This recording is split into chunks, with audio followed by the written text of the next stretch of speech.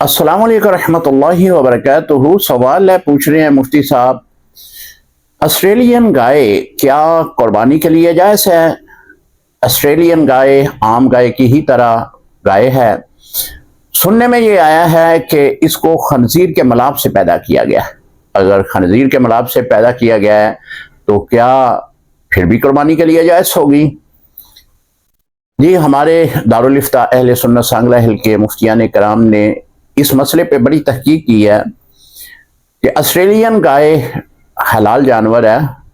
یہ جو کہا جاتا ہے کہ خنزیر کے ملاب سے پیدا کیا گیا ہے، تو ایسی کوئی صورت سامنے نہیں آئی۔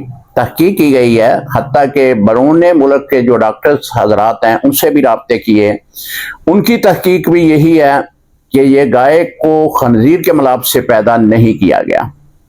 یہ کہنا ٹھیک نہیں ہے، لہذا اس کی قربانی شرعی طور پر جائز۔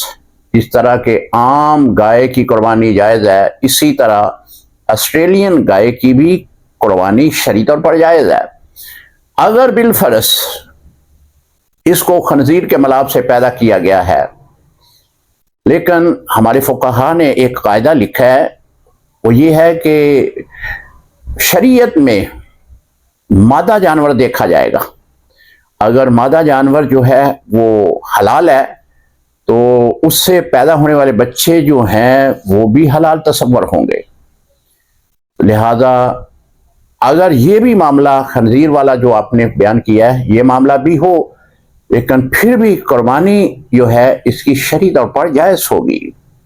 لیکن ایسا کہنا یہ درست نہیں ہے۔